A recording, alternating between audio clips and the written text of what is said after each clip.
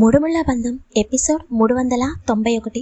Hello friends, story చూసి వెళ్ళిపోకుండా story ఎలా ఉందో తప్పకుండా కామెంట్ చేయండి. వీడియో లైక్ చేయడం మాత్రం మర్చిపోకండి. విక్రమ్ వైష్ణవిని తీసుకుని తన రూమ్లోకి తీసుకుని వెళ్ళి బెడ్పై పడుకోబెడతాడు. వైష్ణవి చెంపలపై ఉన్న కన్నీటి చారులను చూడగానే తను బాగా ఏడ్చిందని అర్థమవుతుంటే విక్రమ్కి వైష్ణవి ఎందుకు ఏడ్చిందో కొంచెం కూడా అర్థం కాదు. ఏమైంది వైషు? విరాజ్ ఎందుకు అలా ఉన్నాడు? మీ ఇద్దరి మధ్య మళ్ళీ ఏం జరిగింది? విరాజ్ మాటలు కూడా నాకెందుకు వేరేగా అనిపించాయి. వైష్ణవి నీ భార్య, తన గురించి నువ్వే చూసుకోవాలి అన్నట్టు మాట్లాడాడు. నాకేమీ అర్థం కావడం లేదు. ఏదో జరిగింది అని విక్రమ్ ఆలోచనలో పడతాడు. విక్రమ్ వైష్ణవి వెళ్ళిపోయిన తర్వాత విరాజ్ అలాగే గార్డెన్లో ఉండిపోతాడు. ఐఎమ్ సారీ వైషు, నేను నిన్ను చాలా బాధ పెడుతున్నాను. నువ్వు నన్ను ప్రాణ స్నేహితుడిలాగా అనుకుంటున్నావని నాకు తెలుసు. నా మంచి కోరుకుంటున్నావని కూడా తెలుసు. అందుకే నేను నిన్ను దూరం పెడుతుంటే నువ్వు భరించలేకపోతున్నావు.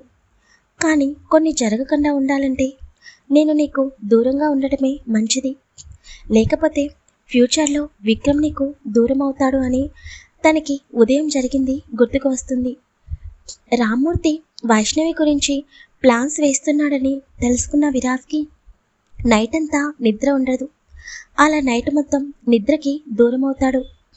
తెల్లవారుజామున 4 గంటలకి ఇంకా నిద్ర రాక రూమ్లో నుండి బయటకు వచ్చేసరికి అప్పుడే రాజేశ్వరి తన రూమ్లో నుండి సోఫా దగ్గరికి వచ్చి చూస్తుంది.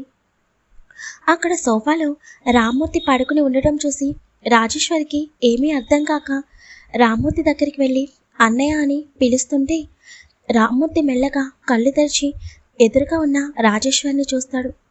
ఏమైంది, ఇక్కడ పడుకున్నావు అని అంటూ రాజేశ్వరి రామ్మూర్తి గొంతుపై ఉన్న చేతి ముద్రలు కనిపించగానే ఒక్కసారిగా భయపడి, అయ్యో అన్నయ్య, నీ గొంతుపైన ఈ చేతి ముద్రలేంటి?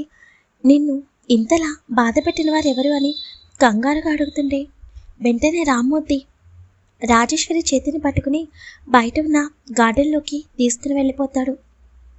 వీళ్ళిద్దరిని చూడగానే విరాజ్కి మళ్ళీ అనుమానం కలుగుతుంది. అసలు నిన్న విక్రమ్ రాకపోయి ఉంటే వీడి ప్రాణాలు నా చేతిలో పోయిండేవి. మళ్ళీ ఏదో చెత్త ప్లాన్ వేస్తున్నట్టున్నాడు వైష్ణవి గురించి. ఈసారి కనుక వాడు వైష్ణవి గురించి ఏదన్నా ప్లాన్ వేస్తే ఎవరి మాట వినను అని అనుకుంటూ తను కూడా వాళ్ళకి కొంచెం దూరంగా ఉంటూ గార్డెన్లోకి వెళ్తాడు. రాజేశ్వరి రామ్మూర్తి గార్డెన్లోకి వెళ్ళిన తర్వాత అన్నయ్య నేను అడుగుతుంటే ఇలా తీసుకొచ్చావేంటి? ముందు త్వరగా చెప్పు అని కంగారుగా అంటుంటే ఏం చెప్పని రాజేశ్వరి, నిన్న నువ్వు వెళ్ళిన తర్వాత ఏం జరిగిందో తెలుసా అని నిన్న విరాజ్ తన గొంతు పట్టుకోవడం, విక్రమ్ రావడం అన్నీ రాజేశ్వరికి చెప్పగానే రాజేశ్వరి ఒక్కసారిగా షాక్ అవుతుంది. అదేంటన్నయ్య, వైష్ణవి గురించి మనం మాట్లాడుకుంటే ఆ అబ్బాయికి ఎందుకంత కోపం? అందులోనూ నిన్ను చంపడానికి కూడా వెనుకాడలేదా? నాకేమీ అర్థం కావడం లేదు. కోపం వస్తే నా కొడుకు రావాలి కానీ నా కొడుకు ఫ్రెండ్ అయినా ఆ అబ్బాయికి రావడం ఏంటి అని అనుమానంగా అంటుంది రాజేశ్వరి. నీకింకా అర్థం కాలేదా రాజేశ్వరి? నేను నీకు ముందు నుండి చెబుతూనే ఉన్నాను, ఆ అబ్బాయి కళ్ళల్లో నీ కోడలిపైన విపరీతమైన ప్రేమ కనిపిస్తుందని. అందులోనూ ఆ వైష్ణవి కూడా మన విక్రమ్ కళ్ళు కప్పి ఆ అబ్బాయితో తిరుగుతుందని నా అనుమానం. ఎప్పుడు చూడు విక్రమ్ కన్నా ఆ అబ్బాయి వెనకే ఎప్పుడూ తిరుగుతూ ఉంటుంది. అందులోనూ మనం ఆ రోజు హాస్పిటల్లో కూడా చూసాం కదా వాళ్ళు ఎంత క్లోజ్గా ఉన్నారో. ఇంకా కొన్ని రోజుల నుండి మనం వాళ్ళిద్దరినీ గమనిస్తూనే ఉన్నాము. ఆ వైష్ణవి అసలు ఆ అబ్బాయిని కొంచెం సేపు కూడా వదలడం లేదు. రేపన్న రోజు తప్పకుండా విక్రమ్ని మోసం చేసి ఆ అబ్బాయితో వెళ్ళిపోయినా ఆశ్చర్యపోవాల్సిన అవసరం లేదు అని రామ్మూర్తి అంటుంటే వాళ్ళ మాటలు వింటున్న విరాజ్కి ఒక్కసారిగా బీపీ రేస్ అవుతుంది. ఒక అడుగు ముందుకు వేసి కోపంలో తీసుకున్న నిర్ణయం కరెక్ట్ కాదని తన చేతి పిడికిలి బిగిస్తూ అలాగే వాళ్ళ మాటలు వింటూ ఉంటాడు. నిజమే అన్నయ్య, నువ్వు చెప్పింది అక్షరాల సత్యం. నేను కూడా గమనించాను. అసలు ఆ వైష్ణవి నా కోడలలాగా అనిపించడం లేదు. ఎప్పుడు చూడు ఆ అబ్బాయి వెనకాల తిరగడం నేను కూడా గమనించాను. నాకెందుకో డౌట్గా ఉంది. నా కొడుకు కన్నా ముందే ఆ అబ్బాయి వైష్ణవికి తెలుసంటావా? కానీ ఇదంతా తెలిసి విక్రమ్ ఎందుకు మౌనంగా ఉన్నాడు అని రాజేశ్వరి అంటుంటే, ఏమో రాజేశ్వరి, నాకైతే ఒక విషయం పైన పూర్తిగా క్లారిటీ వచ్చింది. ఈరోజు అల్లుడు మౌనంగా ఉండొచ్చు, రేపన్న రోజు ఆ వైష్ణవి విక్రమ్ మధ్య ఏమన్నా చిన్న చిన్న మనస్పర్ధలు వచ్చినప్పుడు ఇలాంటివే రేపన్న రోజు పెద్ద పెద్ద గొడవలుగా మారుతాయి. ఇప్పుడు అల్లుడు మౌనంగా ఉండవచ్చు, కానీ ఎంతైనా తన భార్య ఇంకొక అబ్బాయితో క్లోజ్గా ఉంటే ఎన్ని రోజులు మౌనంగా భరిస్తాడు? ఏదో ఒక రోజు తన సహనం కోల్పోయినప్పుడు తప్పకుండా వైష్ణవిని వదిలేస్తాడు. ఆ అమ్మాయి తన బిహేవియర్ వలన తప్పకుండా విక్రమ్కి దూరం అవుతుంది. చూస్తూ ఉండు, మన చేతులకి మట్టి అంటకుండా ఆ అమ్మాయి తనంతట తానే విక్రమ్కి దూరం అవ్వబోతుంది అని నవ్వుతాడు రామ్మూర్తి.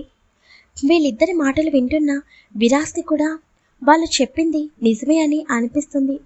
మౌనంగా అక్కడి నుండి తన రూమ్కి వెళ్ళిపోతాడు. విరాస్ రూమ్లోకి వెళ్ళిన తర్వాత అలాగే ఆలోచిస్తూ ఉండిపోతాడు.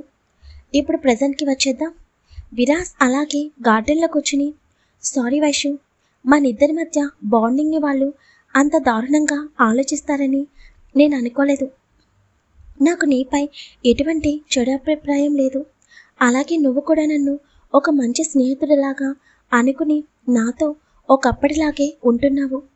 కానీ అది చూసేవారికి వేరేలాగా అర్థమవుతుంది. మనిద్దరి బాండింగ్ గురించి విక్రమ్కి బాగా తెలుసు కనుక తను నార్మల్గా ఉంటున్నాడు. కానీ వాళ్ళు చెప్పింది కూడా నిజమే కదా.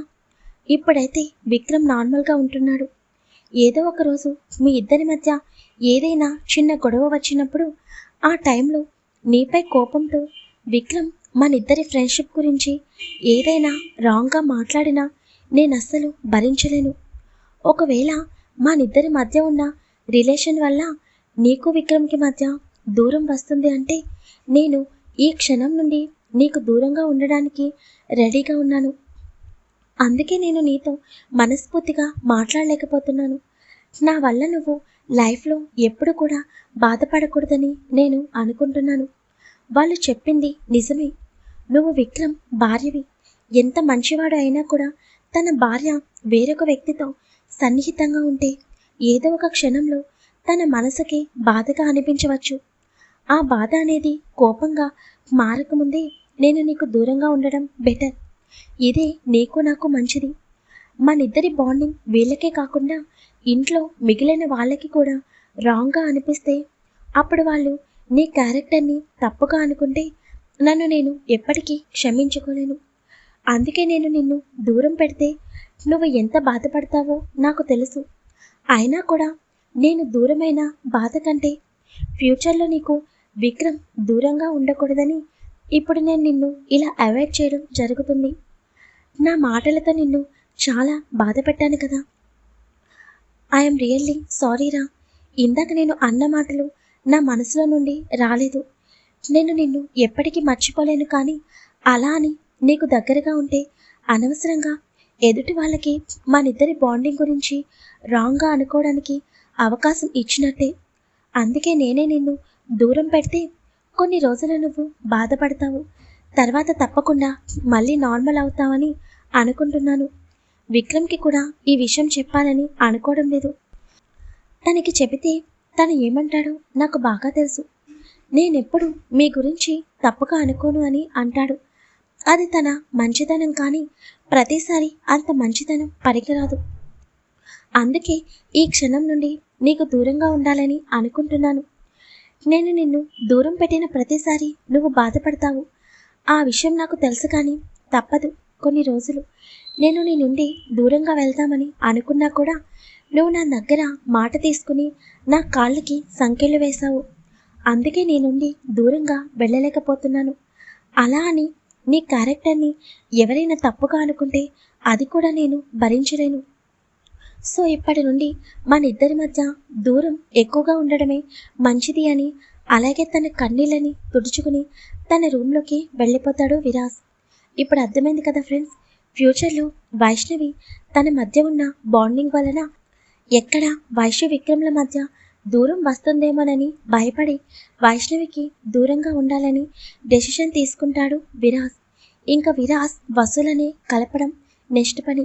మరి అమృత మ్యారేజ్కి వసుధారిని రప్పిస్తే సరిపోతుంది కదా, ఏమంటారు ఫ్రెండ్స్? ఇక్కడ మీకు ఒక విషయం చెబుతున్నాను. వైష్ణవి క్యారెక్టర్ని నేను తక్కువగా చేయడం లేదు. తను విరాజ్ని ఒక మంచి ఫ్రెండ్గా భావిస్తుంది. అందుకే తను దూరం పెడుతుంటే వైష్ణవి బాధపడుతుంది తప్ప విరాజ్ వేరే అమ్మాయికి దగ్గరగా అవుతుంటే తనేమీ తప్పుగా అనుకోవడం లేదు. స్టోరీ ఎలా ఉందో తప్పకుండా కామెంట్ చేయండి. వీడియో లైక్ చేయడం మాత్రం మర్చిపోకండి.